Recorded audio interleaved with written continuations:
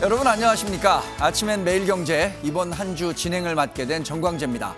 여러분들의 변함없는 관심과 시청을 부탁드리면서 2022년 2월 13일 월요일 아침엔 매일경제 주요 신문에서 다룬 일면 소식으로 시작해 보겠습니다. 매일경제 일면입니다. 국내 배터리 기업들이 올해 총 20조 원에 육박하는 역대급 투자를 진행한다는 소식입니다. 경기 위축으로 주요 기업들의 투자가 움츠러들고는 있지만 국내 배터리 업체들은 투자를 대폭 늘려서 글로벌 경쟁력을 높이겠다는 계획을 소개하고 있습니다. 경향신문 일면은 국민의힘 당대표 자리를 두고 경쟁한 두 사람, 김기현, 안철수 후보의 공방을 다뤘습니다. 특히 김기현 후보가 안철수 후보를 겨냥해서 현재 권력과 미래 권력이 부딪힐 때 탄핵이라는 사태까지 겪었다고 말한 걸 두고 당대표 후보 간 신경전이 가열되고 있습니다. 세계일보 3면입니다. 윤석열 대통령이 지난 7일 MZ세대 공무원들과 진행한 간담회 내용이 공개됐는데 발언이 파격적입니다. 윤 대통령은 산업 현장에 불법을 놔두면 그게 정부고 국가냐고 비판했는데 협박과 공갈이 난무하는 산업 현장을 정상화하지 못하면 국민께 세금 받을 자격이 없다고 생각한다고도 밝혔습니다. 조선일보 4면입니다. 한국전쟁 당시 아이의 머리를 쓰다듬고 초콜릿을 쥐어준 튀르키예 군인과 70여 년이 지나 강진이 덮친 튀르키예 아이에게 물을 먹이는 대한민국 구조대의 모습을 담은 일러스트를 소개했습니다. 명민호 작가의 작품인데 명 작가는 한국전쟁 당시 많은 도움을 준 튀르키예 국민에게 그때의 고마움을 잊지 않고 있다는 것을 알려주고 싶었다고 했습니다. 지진 피해로 고통받고 있는 튀르키예와 시리아 피해자들이 하루빨리 평화로운 일상으로 돌아올 수 있기를 기원해 봅니다. 그럼 본격적으로 아침엔 매일경제 시작해 보겠습니다. 오늘도 친절한 설명과 예리한 비평으로 시청자 여러분들께 뉴스의 행간까지 자세히 설명해 줄 네 분의 패널 모셨습니다. 어서 오십시오. 반갑습니다. 안녕하십니까.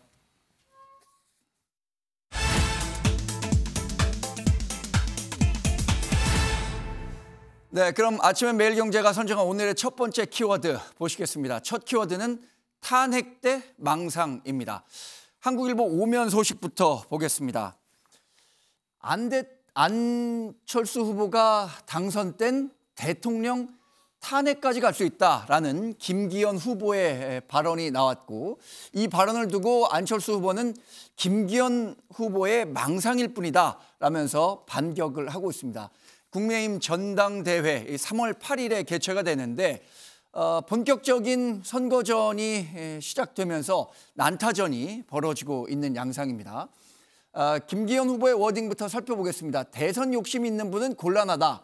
또 지난 컷오프 과정에서 1등과 2등이 큰 격차를 보였다라고 얘기하면서 자신에게 대세가 있고 정통성이 있다는 점을 강조하고 있습니다.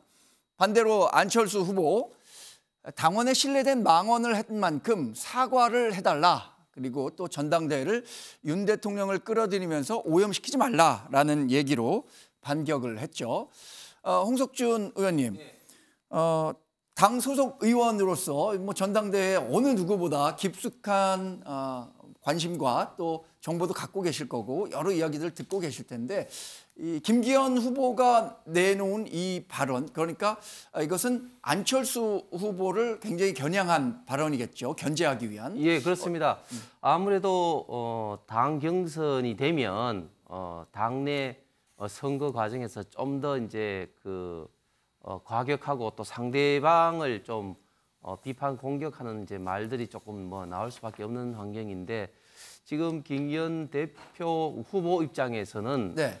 본인이 이제 안철수 후보보다는 좀 우위에 있다, 본인이 돼야 되겠다 하는 점을 처음부터 일관되게 이제 이야기하는 것이 바로 저 지점입니다. 즉 다음 대권 후보는 좀 곤란하다. 그렇게 되면 이제 본인의 사람을 좀 이렇게 하기 위해서 차기 공천에 좀 영향력을 좀 강하게 좀 이제 행사하려고 한다. 네. 그런 이야기를 계속 해 오셨고, 그리고 또 어제 또 그저께 발언에서는 과거에 좀 저희 당의 좀 아픈 추억이지만 예. 미래 권력과 현재 권력이 이제 공존하게 된다면 좀 불행한 과거도 있었다. 뭐 그런 어떤 의미로 이제 이야기를 했는데 그것이 이제 또 일부에서는 좀 지나친 어떤 발언이다. 네. 특히 이제 안철수 후보 입장에서는 그런 어떤 당의 어떤 그 아픈 과거의 어떤 기억을 미래에도 또 이야기 있으리라고 예상하는 것은 지나친 네. 어떤 발언,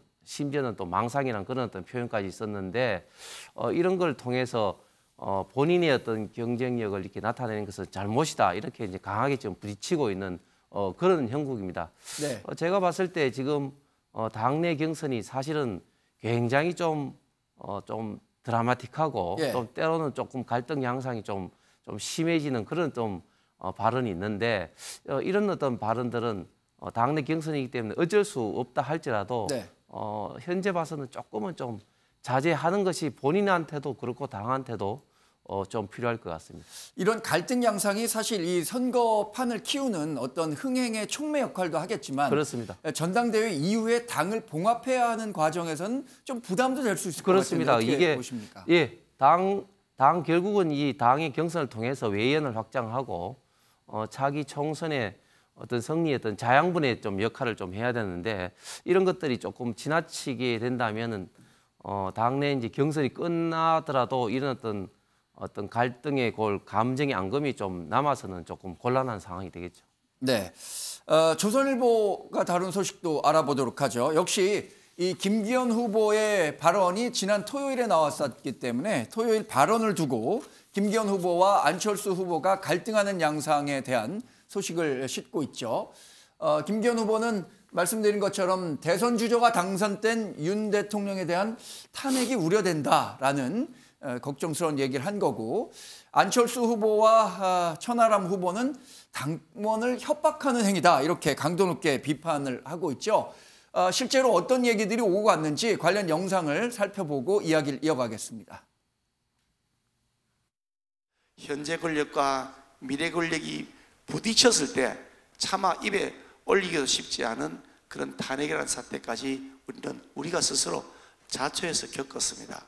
아니 대통령 임기 1년도 안 지난 시점에 다음 대통령 후보로 나서겠다는 분이 대표가 되면 그러면 이게 당내에 분란이 생긴다. 본인이 너무나 지금 조급하고 본인이 너무나 공포에 사로잡혀 있는 것이 아닌가. 국민들께도 그렇고 당원들께도 그렇고 정말로 신뢰되는 발언입니다. 그래서 사과하셔야 된다고 제가 말씀드린 겁니다. 여당의 전당대회에 왜 대통령의 탈당이라느니 대통령의 탄핵이라느니 결코 등장해서는 안 되는 얘기들이 나옵니까? 아무리 본인의 지지율이 조급해도 정치에는 금도가 있는 겁니다. 네, 대선 주자 당선된 윤 대통령에 대한 탄핵이라는 발언이 굉장히 큰 기폭제가 돼서 국민의힘 내부에 당권 후보 간의 갈등이 격화하는 모습이죠. 김경만 의원님, 네. 사실 지난해에는 민주당도 전당대회를 통해서 당대표를 새로 뽑았잖아요. 당시에는 지금 국민의힘 전당대회 양상과는 다르게 이재명 지금 당대표, 당시엔 후보가 굉장히 압도적으로 나갔었기 때문에 지금과는 좀 같다고 비교할 수는 없겠지만 이렇게 국민의힘 당대표 후보 간의 갈등이 격화되는 모습은 어떻게 평가하시나요? 민주당의 입장도 있지만은 국민의 입장에서 국힘당의 전당대회를 바라보는 시각 자체가 네. 여러 가지 민생과 난방비 폭등에 따라서 국민과 서민의 삶이 상당히 어렵지 않습니까? 예. 그렇다면 최소한 정부 여당의 입장에서 당대표의 선거인데 정말 민생과 서민의 삶을 살피는 그러한 정책에 대한 대안 마련이 상당히 좀 날카롭게 오고 가야 되는데 예. 당권에 대한 그런 서민의 삶과는 관계없는 당권 경쟁이 지나치게 국민의 삶과는 좀 거리가 있다. 이런 면에서 좀 살펴볼 필요가 있고요. 예. 무엇보다도 안철수 후보가 당대표가 됐을 경우에 탄핵이 될 수가 있다. 이러한 메시지는 국민적 공감대라든지 이런 부분에 좀 너무 나간 거 아니냐 이런 생각이 들고요. 과거에 얼마 전에 김연경 남진과의 사진도 사실 여러 가지 좀 오버한 부분이 있지 않습니까? 그래서 네. 저러한 발언이 과연 득점보다는 실점 포인트에 가깝지 않느냐 이런 생각이 들고요. 대통령실 입장에서도 탄핵 이야기가 거론되는 것 자체가 당의 유력 주자의 한 분이 저런 발언을 했다는 것 자체가 코멘트는 하지 않지만은 매우 마음이 편치는 않을 것이라고 생각합니다. 네. 어쨌든 국민의힘의 당대표 선거가 민생과 서민의 삶의 현장을 살피는 그러한 정책적인 마련이 좀 더 이렇게 치열하게 전개됐으면 하는 이런 예. 생각을 가져봅니다. 지금 말씀하신 것처럼 이 탄핵이라는 워딩 자체가 굉장히 폭발력이 있는 워딩인데 그럼에도 불구하고 한겨레 신문 한번 살펴보도록 하겠습니다. 만약에 이런 발언이 나경원 전 원내대표나 안철수 후보에게 나왔다면 반응이 어떻게 달라졌을지 모르겠지만 이른바 윤심을 안고 있다고 평가받는 김기현 후보가 했기 때문인지 대통령실은 김기현 탄핵 발언엔 침묵하고 있습니다. 한겨레 오면에서 다뤘죠. 그러면서 당대표 선거에서 대통령실이 관여할 일이 아니다. 이렇게 얘기를 했습니다.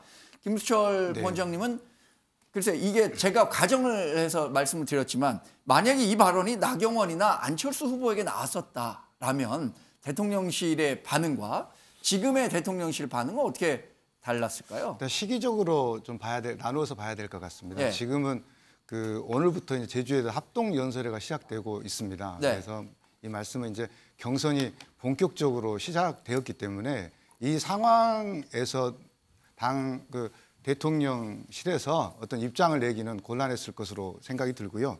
지금 상황은 어떻게 보면 후보 간의 선명성 경쟁 또 주도권을 잡기 위한 전략들의 실행되는 단계로 봐야 될 것 같습니다. 네. 현재 지금 어떻게 보면 민주당에서 뭐 이상민 장관 탄핵이라든가 김건희 대장동 특검 등 윤석열 정부에 대한 공세가 만만치 않습니다. 이런 네. 상황에서 당원들 사이에는 사실은 대통령과 당 대표가 불협화음이 있게 되면 네. 총선 승리도 어렵고 또 그것을 통해서 또 탄핵까지 가는 것 아니냐는 우려가 실제로 있는 게 사실이고요. 네. 그 우려에 대해서 김기현 대표가 전달을 한 것 같습니다. 그리고 지난 2022년도에도 보면 이준석 대표하고 윤석열 대통령 간의 어떤 양두구육, 자기 정치 논란이 있으면서 네. 여당 내부가 굉장히 혼란에 빠졌던 적이 있었습니다. 그런 우려들에 대해서 국민들이 판단할 것으로 예상이 되고요. 그렇다고 해서 안철수 후보가 탄핵에 찬성을 한다거나 이럴 가능성은 저는 거의 없다고 생각을 합니다. 예. 왜냐하면 지금 안철수 대표가 민주당에서 국민의당에서 그리고 저희 국민의힘까지 오지 않았습니까? 이제 국민의힘에서 뿌리를 내리고 그다음에 여기서 당의 대통령 후보가 되어야지만 대통령이 될 수 있기 때문에 네. 그럴 가능성은 전혀 없다고 보여지고요. 오늘부터 시작된 합동연설회를 기점으로 서로 간의 기세 싸움이 심하니까 날선 신경전이 오고 가고 있는 것 같습니다. 그래도 홍석준 의원님 말씀하셨듯이 그럼에도 불구하고 국민들이 바라는 것은 정책 경쟁 그리고 미래에 대한 비전을 경쟁하는 것이기 때문에 이런 부분들에 대해서 당 후보들은 염두에 두고 있을 것으로 생각이 됩니다. 네. 김기현 후보의 탄핵 발언에 침묵하고 있다는 소식을 이렇게 다룬 건 과거와 조금 다른 대처 방법이 대통령실에서 나오고 있기 때문이겠죠. 과거에 대통령실 고위 관계자가 했었던 얘기들을 종합해 보면 과거 안철수 후보나 나경원 후보가 대통령실을 당대표 선거에 끌어들이려고 할 때는 강도 높게 비판을 했었는데 이번에는 경제 민생 행보 또 국민을 위해서 할 수 있는 행보에만 전념할 것이라고 밝혔기 때문에 과거의 행보와는 조금 차이를 보인다는 차원에서 한겨레 신문은 주목했던 것으로 보입니다.